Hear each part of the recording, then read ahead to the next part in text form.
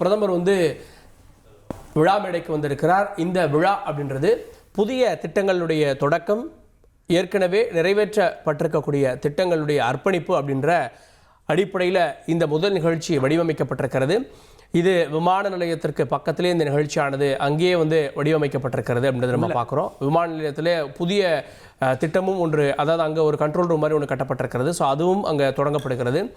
அதே நேரத்தில் புதிய திட்டத்திற்கான அடிக்கலும் நாட்டப்படுகிறது.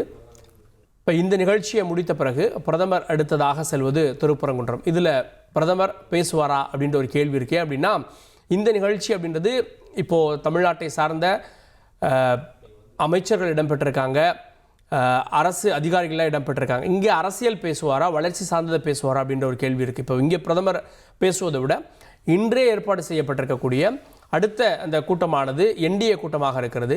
ஸோ அந்த கூட்டத்தில் பேசுவாரா அப்படின்ற கேள்வியும் இருக்கிறது. இந்த கூட்டத்தில் எதிர்க்கட்சி தலைவர் இபிஎஸ், மத்திய இணையமைச்சர் எல் முருகன், அமைச்சர் திரு ஏவா வேலு உள்ளிட்டோர் இந்த நிகழ்வில் பங்கெடுத்திருக்கிறார்கள் அப்படின்றத பார்க்குறோம்.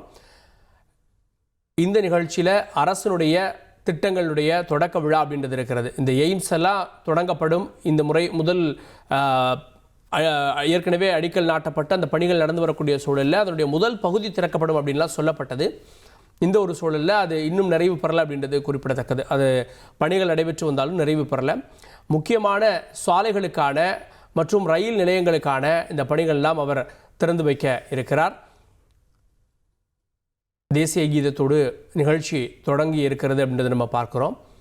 இப்போ எல்லா மாநிலங்கள்லேயும் இப்போ பிரதமர் போகிறார் அப்படின்னா அரசு நிகழ்ச்சி, அரசியல் நிகழ்ச்சி அப்படின்னு வடிவமைக்கப்படும். இதில் அரசு நிகழ்ச்சிக்கும் அரசியல் நிகழ்ச்சிக்கும் இடையில் ஆன்மீக நிகழ்ச்சியும் வடிவமைக்கப்பட்டிருக்குது அப்படின்றத நம்ம பார்க்குறோம். 3 மணி நேரத்தில் ஒரு 3 ஈவெண்ட் அப்படின்றத நம்ம பார்க்குறோம். இந்த 3 ஈவெண்ட்டுமே ஏதாவது ஒரு பொலிட்டிக்கல் மெசேஜ் சொல்லுமா அப்படின்ற கேள்வி இருக்குது. ஏன்னா இந்த மாதம் அப்படின்றது இப்போ 1ஆம் தேதி அப்படின்றதுக்கப்புறம் இது எலெக்ஷன் மந்த் ஆகிவிட்டது.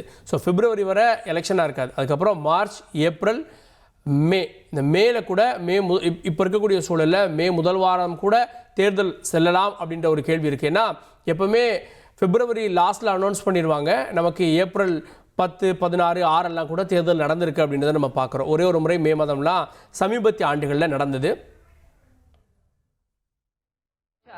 The commemorative memento, specially crafted, represents our gratitude.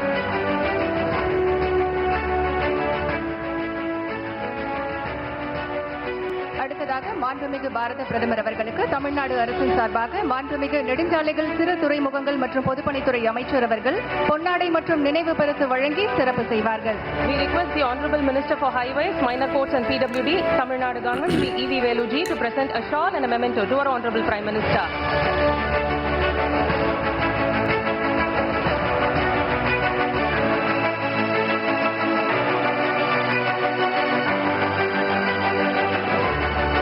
நன்றி ஐயா. இப்போது மாண்புமிகு மத்திய தகவல் ஒலிபரப்புத்துறை இணை அமைச்சர் டாக்டர் எல் முருகன் அவர்களை வரவேற்புரையாற்ற அன்புடன் அழைக்கின்றோம். We now invite our Honorable Minister of State, Information and Broadcasting, Dr. L. Murugan ji, to deliver the welcome address. உங்கள் தந்திவன் தொலைக்காட்சியில் காதலும் கலகலப்பும் நிறைந்த ஒரு புத்தம் புதிய ஃபேண்டசி தொடர் ராஜா ராணி தினமும் இரவு 8 மணிக்கு.